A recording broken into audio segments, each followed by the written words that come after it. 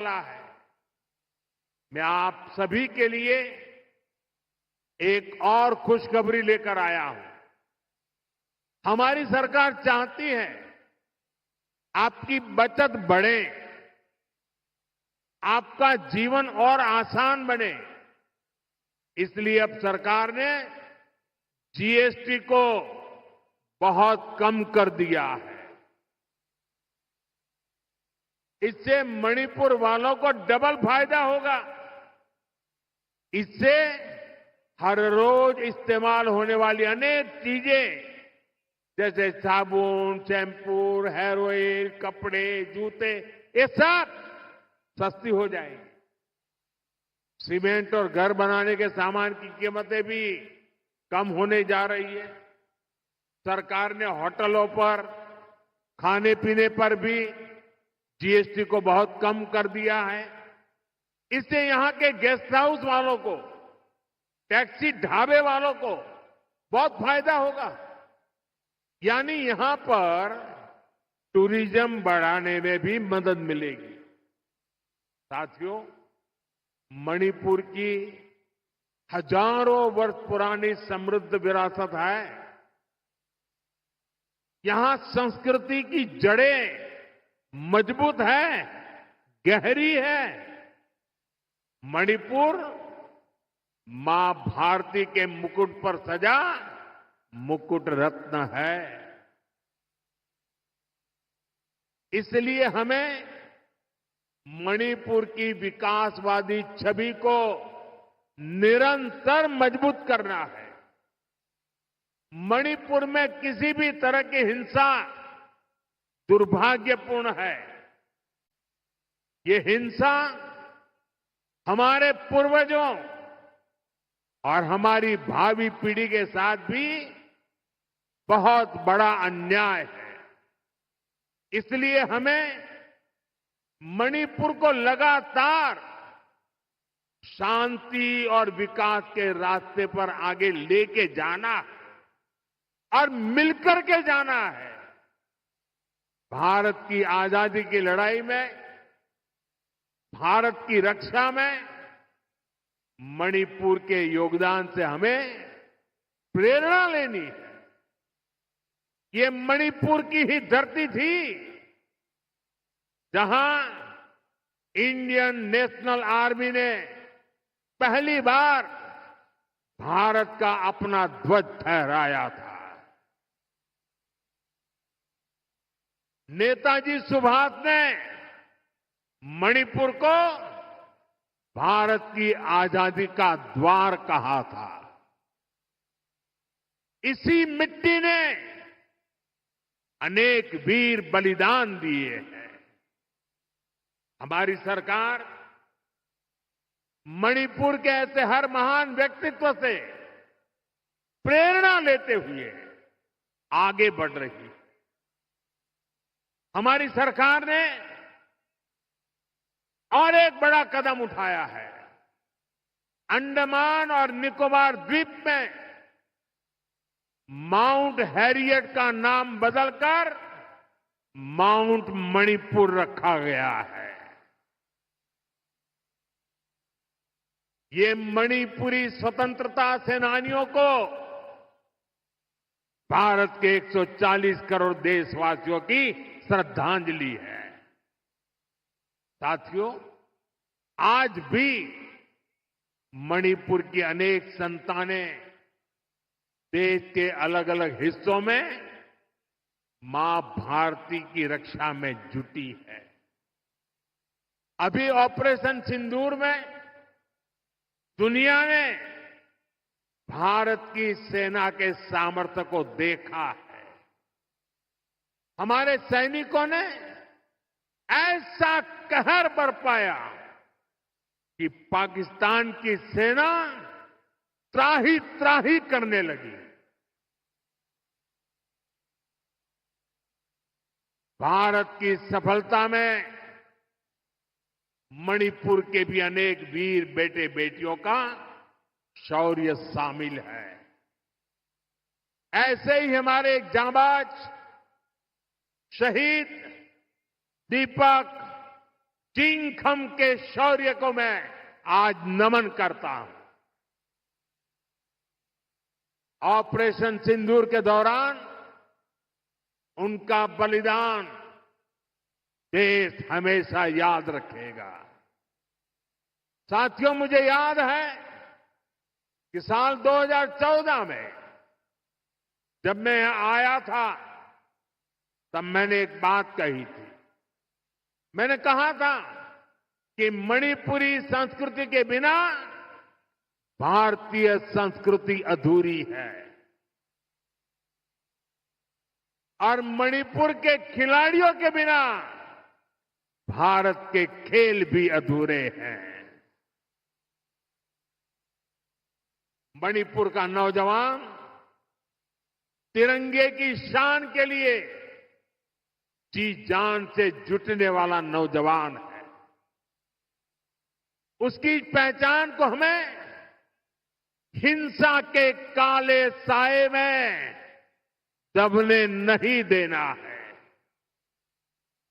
साथियों, आज जब भारत ग्लोबल स्पोर्ट्स का पावर हाउस बन रहा है, तब मणिपुर के नौजवानों का दायित्व और भी अधिक है। इसलिए तो पहली नेशनल स्पोर्ट्स यूनिवर्सिटी के लिए भारत सरकार ने मणिपुर को चुना। खेलो इंडिया स्कीम और ओलंपिक पोडियम स्कीम से आज मणिपुर के अनेक खिलाड़ियों को प्रोत्साहन दिया जा रहा है। मणिपुर के युवाओं के लिए यहां आधुनिक स्पोर्ट्स इंफ्रास्ट्रक्चर भी बनाया जा रहा है। पोलो को बढ़ावा देने के लिए यहां दुनिया की सबसे ऊंची पोलो प्रतिमा के साथ मार्जिन पोलो कॉम्प्लेक्स स्थापित किया गया है। यहां के ओलंपियंस को सम्मानित करने के लिए ओलंपियन पार्क भी बनाया गया है। कुछ दिन पहले ही सरकार ने नेशनल स्पोर्ट्स पॉलिसी खेलो इंडिया नीति इसकी घोषणा की है। इससे आने वाले समय में मणिपुर के नौजवानों को बहुत अधिक फायदा मिलेगा। साथियों, मणिपुर में शांति और स्थिरता आए, यहां के लोगों के हित सुरक्षित रहे, जो कैंपों में रहने को मजबूर है उनका जीवन फिर पटरी पर आए, इसके लिए हमारी सरकार निरंतर काम कर रही है। सरकार द्वारा विस्थापितों के लिए 7,000 नए घर स्वीकृत किए गए हैं। हाल ही में केंद्र सरकार ने मणिपुर के लिए लगभग 3,000 करोड़ रुपए का विशेष पैकेज भी घोषित किया है। इसमें विस्थापितों की मदद के लिए 500 करोड़ रुपए से अधिक का प्रावधान किया गया है। जिन्होंने हिंसा की आंच सही है वो जल्द से जल्द सामान्य जीवन की तरफ लौटे, ये हमारी बहुत बड़ी प्राथमिकता है। मणिपुर पुलिस के लिए बना नया हेडक्वार्टर भी इसमें आपकी बहुत मदद करेगा। साथियों, आज मणिपुर की इस धरती से मैं नेपाल के मेरे साथियों से भी बात करूंगा। हिमालय की गोद में बसा नेपाल भारत का एक मित्र है, करीबी दोस्त है। हम साझा इतिहास से जुड़े हैं, आस्था से जुड़े हैं, साथ मिलकर आगे बढ़ रहे हैं। मैं आज नेपाल में अंतरिम सरकार की प्रधानमंत्री के रूप में पदभार संभालने पर 140 करोड़ भारतवासियों की तरफ से श्रीमती सुशीला जी को हार्दिक बधाई देता हूं। मुझे विश्वास है कि वे नेपाल में शांति, स्थिरता और समृद्धि का मार्ग प्रशस्त करेगी। नेपाल की पहली महिला प्रधानमंत्री के रूप में सुशीला जी का आना महिला सशक्तिकरण का वह बहुत उत्तम उदाहरण है। मैं आज नेपाल में ऐसे हर एक व्यक्ति की सराहना करूंगा जिसने ऐसे अस्थिरता भरे माहौल में भी लोकतांत्रिक मूल्यों को सर्वोपरि रखा।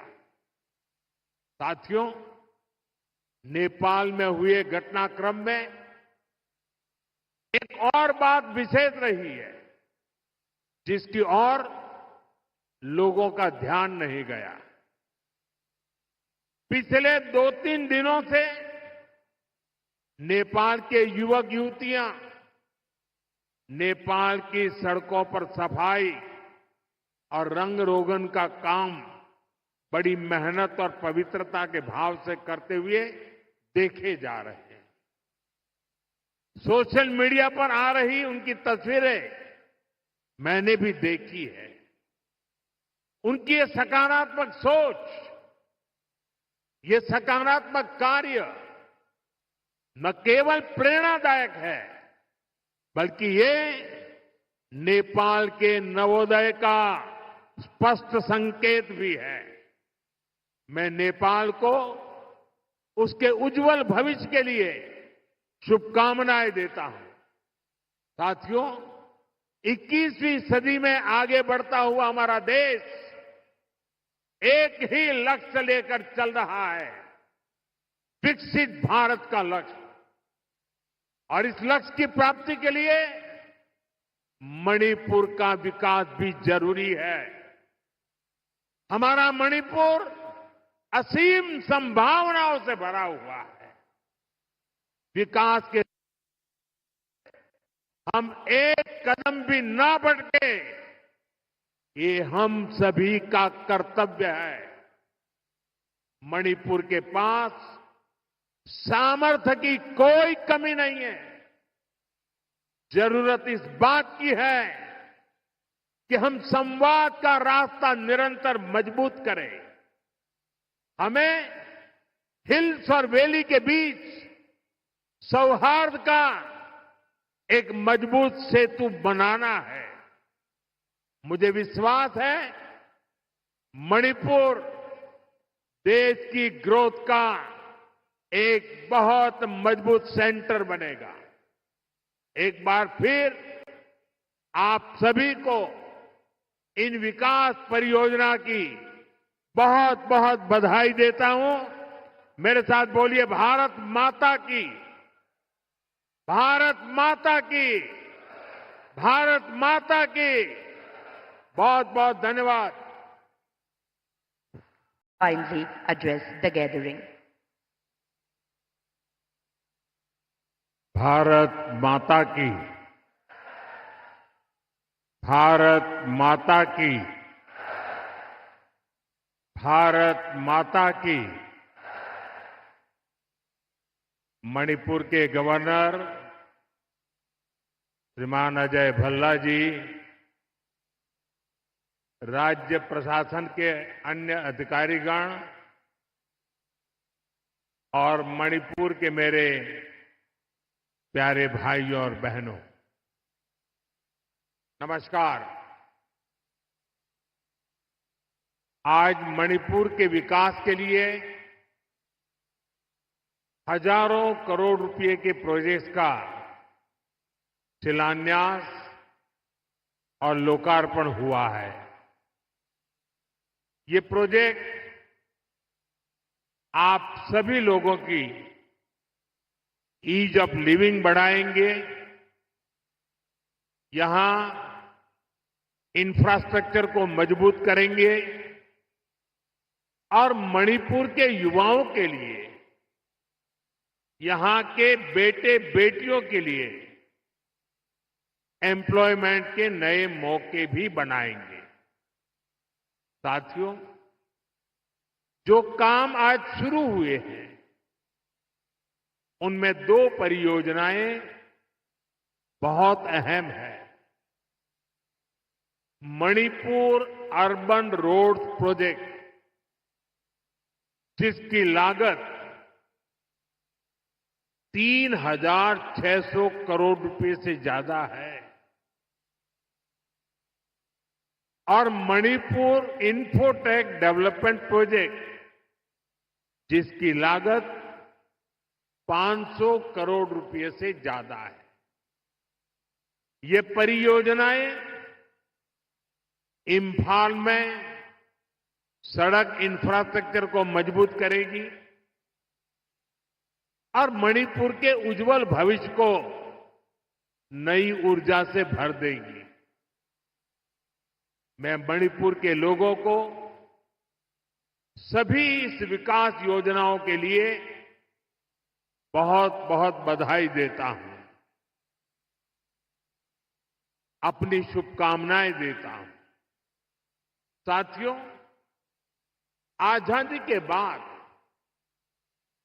देश के पश्चिमी और दक्षिणी हिस्से के बड़े शहरों में विकास हुआ, वहां सपने पले,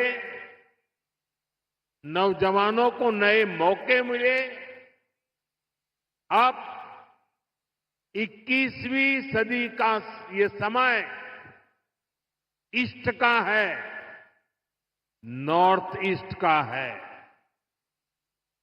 इसलिए मणिपुर के विकास को भारत सरकार ने निरंतर प्राथमिकता दी है। इसी का परिणाम है कि मणिपुर की विकास दर लगातार बढ़ रही है।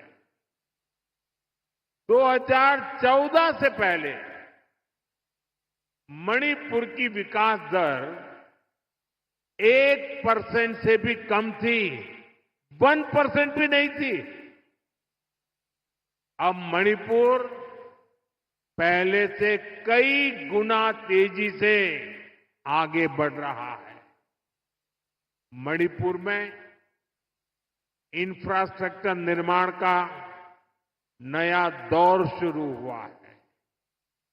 मुझे संतोष है, मणिपुर में सड़कें बनाने की, नेशनल हाईवेज बनाने की रफ्तार भी कई गुना बढ़ी है। यहां गांव-गांव तक सड़कें पहुंचाने के लिए भी तेजी से काम हो रहा है। साथियों, हमारा इंफाल संभावनाओं का शहर है। मैं इंफाल शहर को भी विकसित भारत के उन शहरों के रूप में देखता हूं जो हमारे यूथ के सपनों को पूरा करेगा, देश के विकास को गति देगा। इसी सोच के साथ यहां स्मार्ट सिटी मिशन के तहत अनेक प्रोजेक्ट्स पूरे किए गए हैं। सैकड़ों करोड़ रुपए के और भी कई प्रोजेक्ट पर तेजी से काम किया जा रहा है। साथियों, इंफाल हो, मणिपुर के दूसरे इलाके हो, यहां स्टार्टअप्स के लिए, टेक्नोलॉजी आधारित उद्योगों के लिए नए मौके बन रहे हैं। आईटी स्पेशल इकोनॉमिक जोन, इससे इन संभावनाओं को बल मिलेगा। इस जोन की पहली बिल्डिंग भी ऑलरेडी बन चुकी है। मणिपुर में नई सिविल सेक्रेटेरिएट की बिल्डिंग बनाने की मांग बहुत पुरानी थी, अब ये बिल्डिंग भी तैयार है। इस नई बिल्डिंग से नागरिक देवो भव के मंत्र को और मजबूती मिलेगी। साथियों, मणिपुर के अनेक साथी कोलकाता और दिल्ली भी आते जाते रहते हैं। वहां भी कम कीमत में ठहरने की व्यवस्था हो, इसके लिए दोनों शहरों में मणिपुर भवन बनाया गया है। इन भवनों से मणिपुर की बेटियों को बहुत मदद मिलेगी और जब बच्चे वहां सकुशल होंगे तो यहां माता पिता की चिंता भी कम रहेगी। साथियों, हमारी सरकार पूरी संवेदनशीलता से आपके जीवन की मुश्किलों को कम करने का पूरा प्रयास कर रही है। मैं जानता हूं मणिपुर के कई हिस्सों में बाढ़ से भी बहुत परेशानी होती है। इस समस्या को कम करने के लिए भी सरकार कई प्रोजेक्ट पर काम कर रही है। साथियों, मणिपुर देश का वो राज्य है जहां माताएं बहनें इकोनॉमी के फोरफ्रंट में है। ईमा कैथल की परंपरा इसका बहुत बड़ा प्रमाण है। मैं नारी शक्ति को भारत के विकास की, आत्मनिर्भर भारत की भी धुरी मानता हूं। इसकी प्रेरणा हम यहां मणिपुर में देख रहे हैं। यहां हमारी सरकार बनने के बाद हमने महिलाओं के लिए स्पेशल हाट बाजार, ईमा मार्केट का निर्माण शुरू किया था। मुझे खुशी है कि आज 4 ईमा मार्केट का भी उद्घाटन किया गया है। इन ईमा मार्केट से मणिपुर की बहनों को बहुत मदद मिलेगी। साथियों, देश के हर नागरिक का जीवन आसान बनाना ये हमारा लक्ष्य है। मणिपुर ने तो वो पुराने दिन देखे हैं जब यहां सामान पहुंचाना कितना मुश्किल होता था। रोजमर्रा की चीजें सामान्य परिवारों की पहुंच से बाहर होती थी। बीते सालों में हमारी सरकार ने उन पुरानी परेशानियों से मणिपुर को बाहर निकाला है। मैं आप सभी के लिए एक और खुशखबरी लेकर आया हूं। हमारी सरकार चाहती है आपकी बचत बढ़े, आपका जीवन और आसान बने।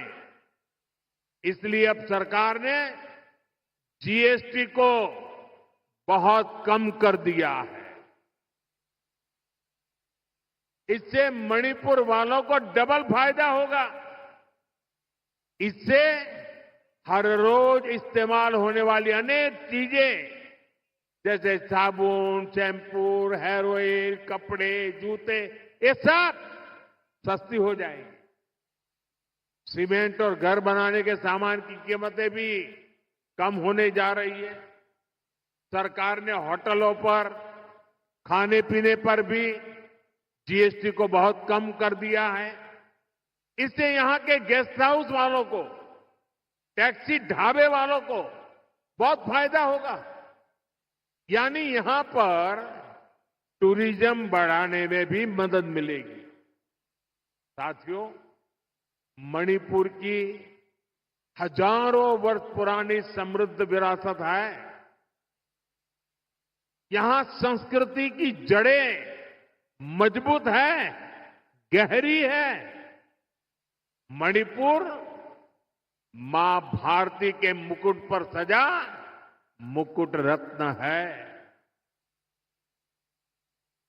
इसलिए हमें मणिपुर की विकासवादी छवि को